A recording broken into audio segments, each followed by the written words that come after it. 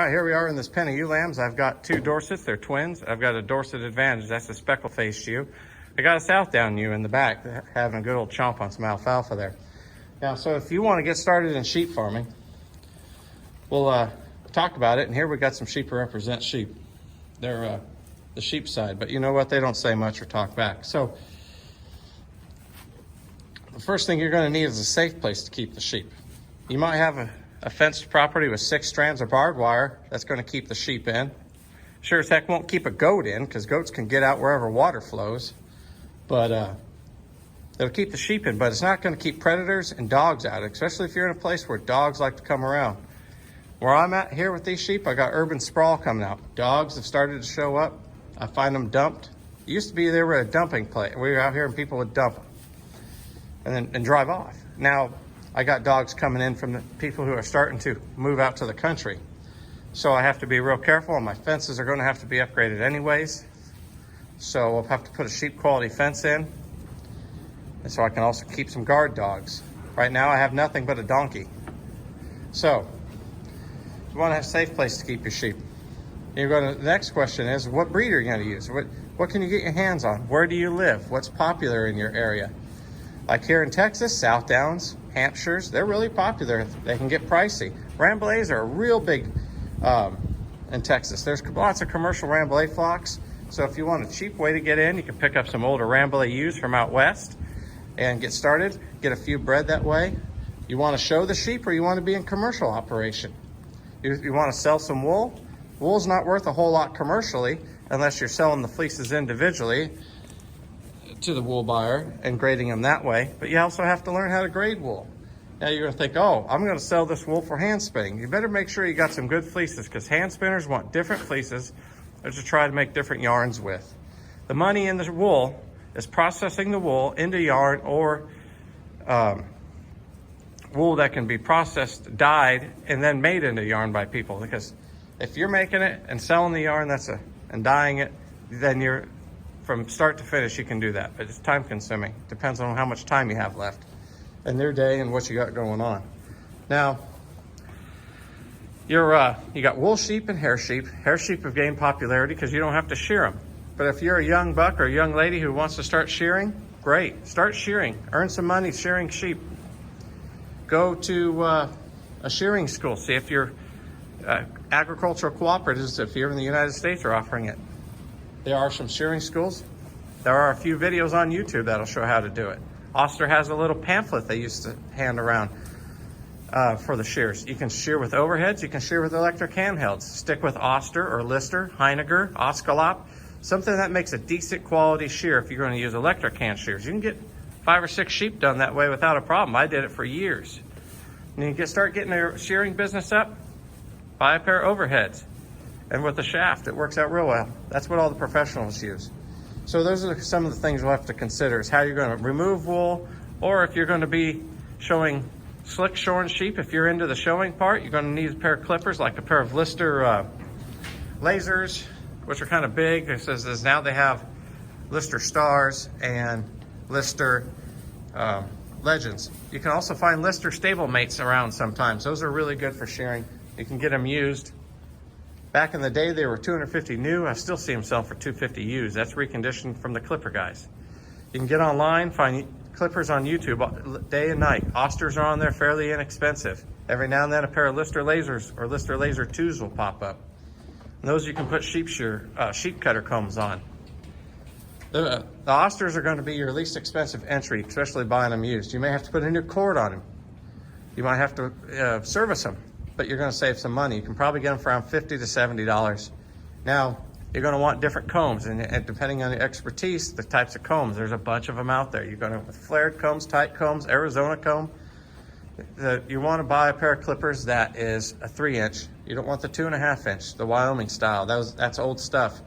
It'll take you a lot longer. If you're showing sheep, you're going to want to learn what combs and cutters cut the fleece better. If you're doing a fleeced frame sheep or a Rambouillet, a Corriedale, or some of those other wool breeds, you're going to want to have your comb, usually a flare comb, and to cut that fleece, and then a pair of hand shears to come in and finish that off. Go to a few sheep shows where they are doing that. See what's going on. Maybe you already are. Maybe you're an FFA or 4-H already and you want to expand. Talk to your parents about it. Do you have the property? Can you lease some property somewhere? Do you know neighbors that'll let you use their property? Is it sheep safe? Is there, what I mean by sheep safe, is there a bunch of junk out there? You don't want them crawling around a junkyard. They would eat some little metal pieces and get hardware disease or hardware poisoning. It'll kill them. It just tears up their gut. So that's kind of the stuff you have to take care of. What are you going to feed your sheep? That's also what's available in your area. How much grain you got to give? There's recommendations on that. That's not in this video. I'm just going overall general. So like here, these ewe lambs are eating alfalfa and Sudan. That's what I have available in my area today. My native grass is dormant. I didn't overseed with an Italian rye or an oats. And if I did, they would have ate it all already because I don't have the fences set up yet on this piece of property for sheep. This is my second sheep flock.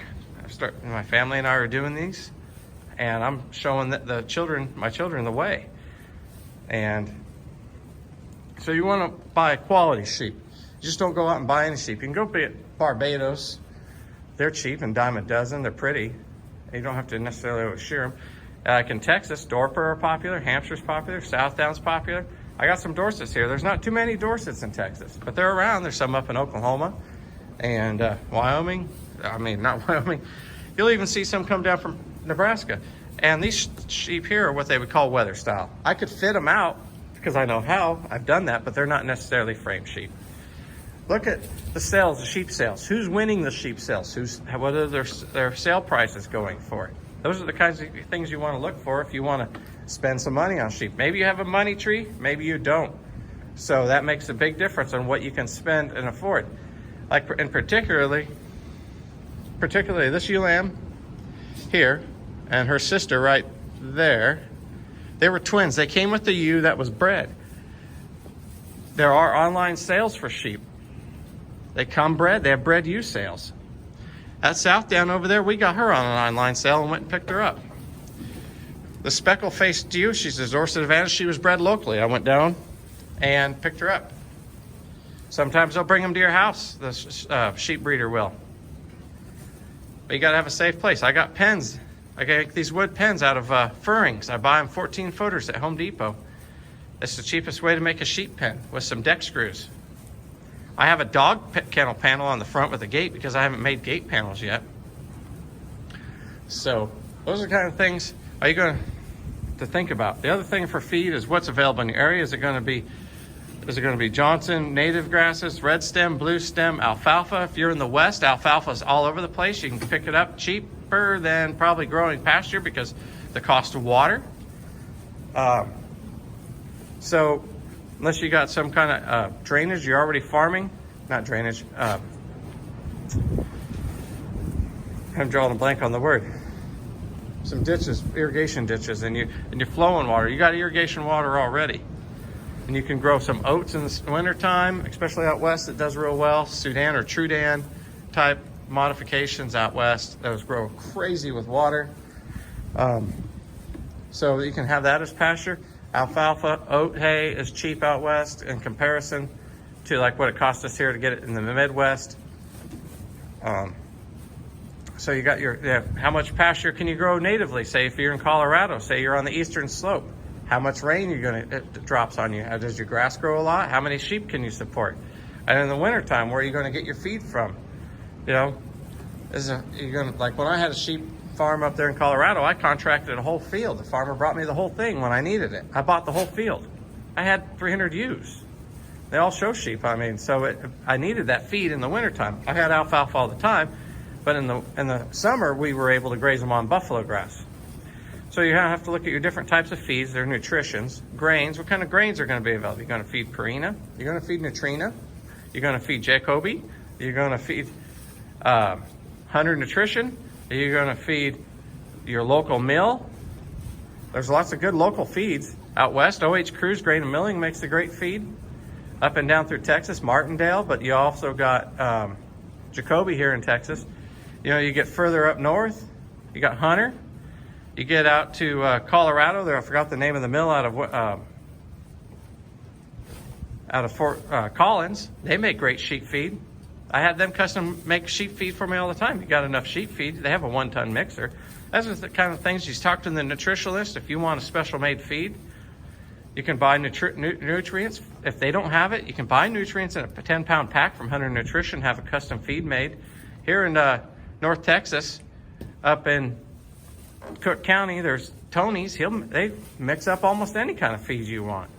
So those are the kind of things you're going to have to take into account. Like I'm using this wagon today to keep feeding. It works out great. You can, little show feeders like this.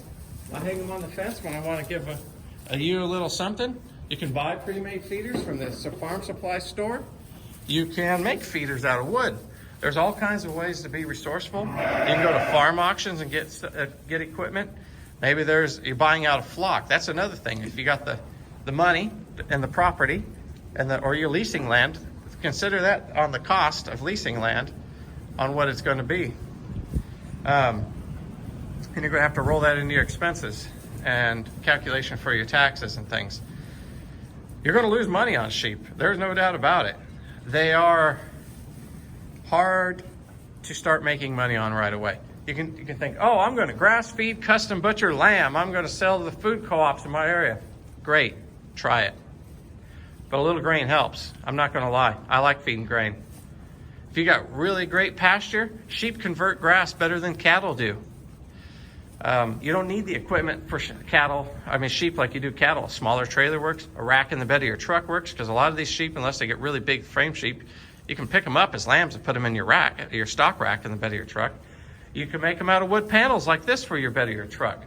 So there's several different ways. You make wire cages, and you can transport them around a lot easier. You don't need horses to go out and round up. You don't need four-wheelers to go out and round up. You don't need a bunch of big trailers to haul the cattle around. Equipment to drag wagon feeders or feed bunks on the back of your truck. And those kinds of things. And when you want to be like, oh, how many sheep do I start off with? That's a big question. Well, how about one? You can start off with one.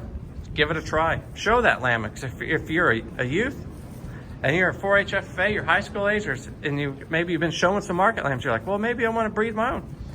Who's got good ewe lambs? Have you been buying ewe lambs from somebody? Has your ag teacher been helping you out? There's good ag teachers and bad ag teachers. So they usually know where to get some lambs, or they know an ag teacher that knows where to get lambs, and that'll start helping you out and getting you through the process.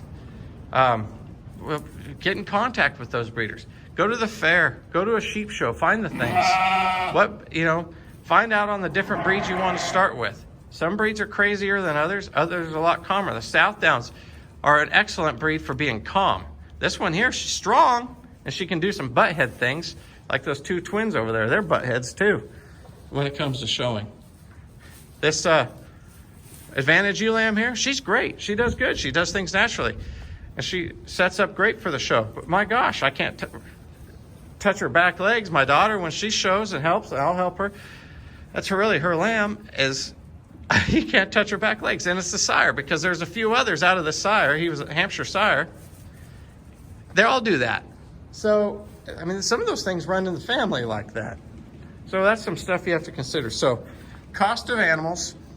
Where are you going to keep them? Are you going to have a place to keep them? Do you have to lease it? Is somebody going to let you use it for free? Say maybe there's a fence, dog safe fence, 2 acres you can use. Do you have water? Where are you going to get water from? Is there a water meter there? Do you have to truck water in? Do you have to bring it in a tank?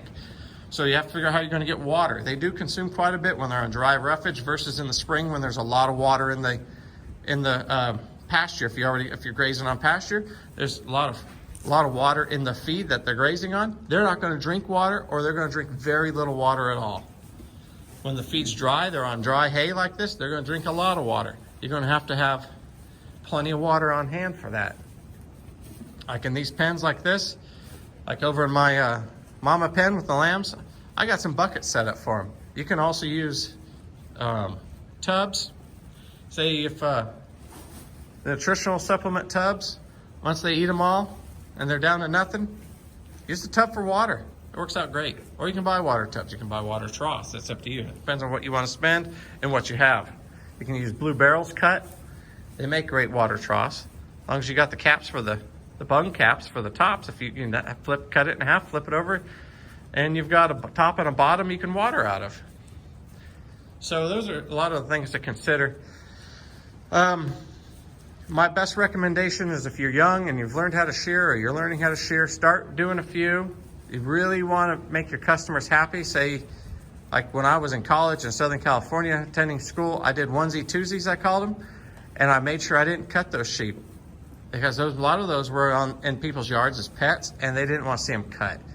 So when you take stuff with you, like a can of Furox spray or a red scarlet oil spray, blue oil, I forgot what the blue coat, spray it on there. You don't want to put antibiotic spray on there. If you cut them good, maybe you need to learn how to do stitches. And with catgut, so it dissolves, you don't have to come back. But you don't want, those people aren't going to ask you to come back if you're cutting their sheep. I've picked up a lot of accounts that way. I call them accounts. A lot of people had me come shear because I took the time not to cut their pet. And it did cost them more, but they were happy to pay that. Now, you can make a lot of money as a young person going around shearing, learning how to shear, saving up. You start shearing here in the United States, you can go to Scotland. They got great shearing schools over there. I watch the shearing competitions on YouTube. They're a great place to watch. See what they're doing. What wool is good? The belly wool's not any good, leg wool's not any good, head wool's, but you want that body wool. You want to make sure it comes off in one piece. And then save up from there. And then come back later and save the money. And come back, buy your flock, rent some land. I know it's expensive that way some places. In the United States, it can cost you $30 to $100 an acre or more, depending on what the use is and depending where you're at. You know, that's good farmland. That might be the same land that's wheat's growing on, or any other type of crop, corn even. So take that into consideration. You're also going to have to pick up a few books, and YouTube, the sheep content's starting to come in there. Now the detailed stuff hasn't come along. I'll do what I can detailed as time progresses. So you have to look out. One of the best books I recommend if you want to get started is Raising Sheep the Modern Way. There's several other books out there that are good, but that one's not the beginner's guide, but it has some stuff you have to learn. I mean, there's things I never saw in there. And I've been raising sheep since I was a little kid. And that's the thing. You can start raising sheep when you're a child. You could be 5 or 6. I started when I was that age. I was having my own lambs. By the time I was 12, I finally got to show you and started showing her, and it progressed from there like crazy, because at that age, you're in the youth programs. At 4-H, FFA, Grange, if you're out west, they offer Grange programs, but they're not as detailed as, I don't think, unless you got somebody who's really willing to help with the sheep in there and knows their stuff. 4-H and FFA is the place to be. Some 4-H leaders are great. Some just are there to help with what they can. They're learning along the way too, because they're there to support you guys.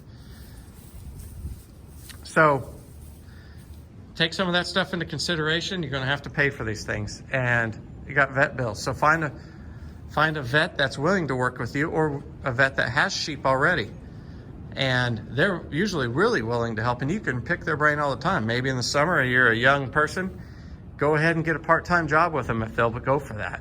Work for free even. Make sure they just get you lunch, or can pick you up. You're not out of the way. You're going to get a ride, or you got a bicycle, or depending on where you are, you may not be able to bicycle there, but those are some things to take in consideration to get sheep experience. A lot of times you really want to pay attention. Be a quality person. Do quality work. You can get jobs feeding for people when they go out on town out of vacation. Sheep farmers love to still take vacations. They need good people to take care of those animals like it's theirs. Maybe you'll do better than they do. Maybe while you're gone, you can clean pens, and you know where to dispose of the manure properly, or you know what a sick animal looks like. You know, spend some time at that farm learning things. Get around, know other farms. Getting to know other people is crucial. You really got to network on this. And it goes with any kind of farming. Like, I want more land to farm. I want to grow oats. I want to grow wheat. I want to grow corn. There's a few other things, but I'm having trouble getting land because a lot of the land is already leased if it's large portions, because most farmers don't always own all their land. Some do. So that's something to consider. You know, how can you get some land? Like around here, I need 100+ acres of stuff to make some decent money on growing things.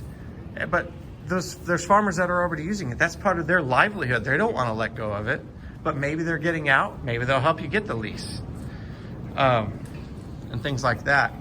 You don't always have to buy the land that you need. You can try to get a cheap lease, especially if it's not being used. Track that person down and bug them until they tell you to take off, and they're not going to do anything. That's too bad. I mean, you can't do nothing about that. So these are all healthy sheep. They're all doing real well. You're going to have to learn body condition, how to keep them. Are they too thin? That's something I see a lot.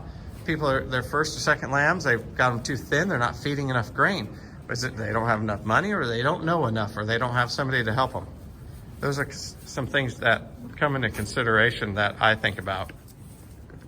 So I hope that helps you get started. Go ahead and put some comments in, and I will help as much as I can. I'm going to do some more videos the best I can.